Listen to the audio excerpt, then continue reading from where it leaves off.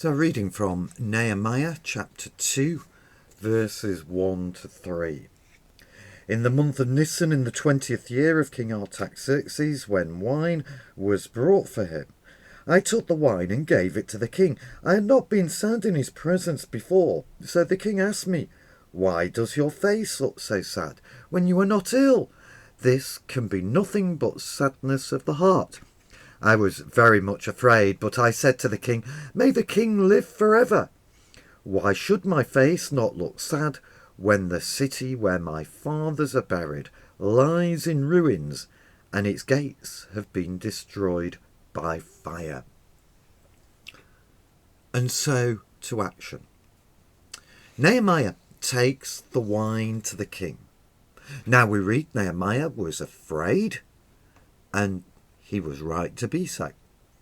Artaxerxes calls himself the king of the kings. He's sharp-minded. He would ask direct questions. Look at verse 2, verse 4, verse 6. It had been him who'd previously ordered the work to stop back in Ezra 4. But it was also him who had allowed Ezra to go to Jerusalem and had given resources for the reconstruction of the temple in Ezra chapter 7.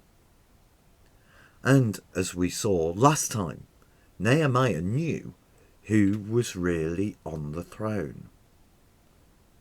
And as we've heard so far, Nehemiah has been praying. He's been praying, we discover, for 4 months.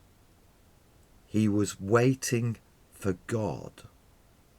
He waited and prayed for 4 months before God provided an opportunity to talk to the king.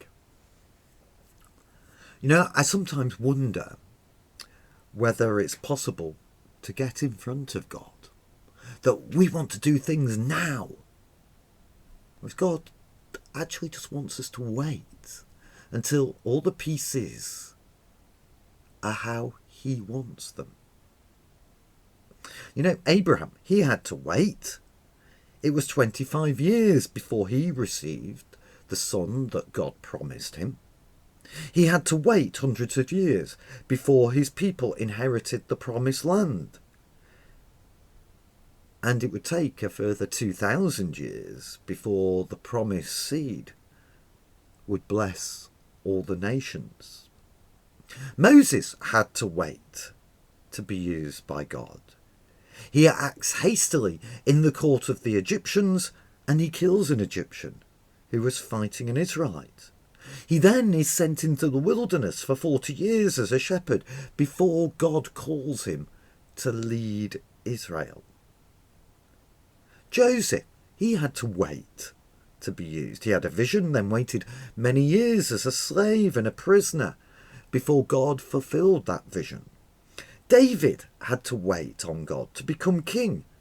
He went from being a shepherd to a general, but soon after he was hunted by Saul. It took years for the promise to be fulfilled. Paul had to wait. Many Bible scholars think it was 14 years after his initial call that he was actually sent to the Gentiles with Barnabas. The same way, you know, we need to learn patience, to wait on the Lord.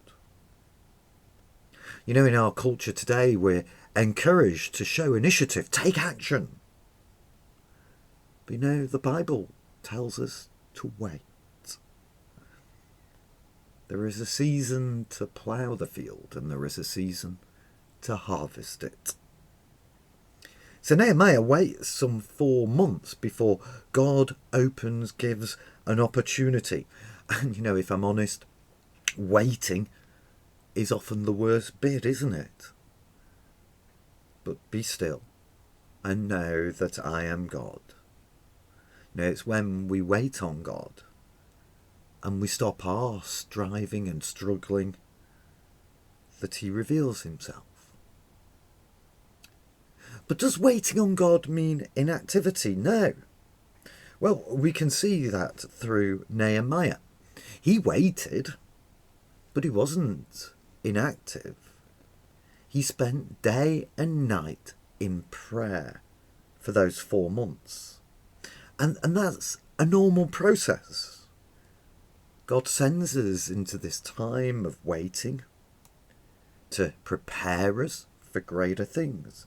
Even Jesus had to wait 30 years and then 40 days in the wilderness before he began his ministry. We should be prepared for it as well. We must learn to wait on God. You see, here in Nehemiah is going to be confronting a problem that's been going on for 140 years. It no doubt seemed impossible. But nevertheless, he sought God. He waited on God. And it would be God who would open the doors so that Nehemiah could serve God and serve God's people. Sometimes we have to learn to wait and to pray for what God is calling us to do. And he will open the doors so we can serve him how he wants us to. Wait, pray, be still, and know that I am God.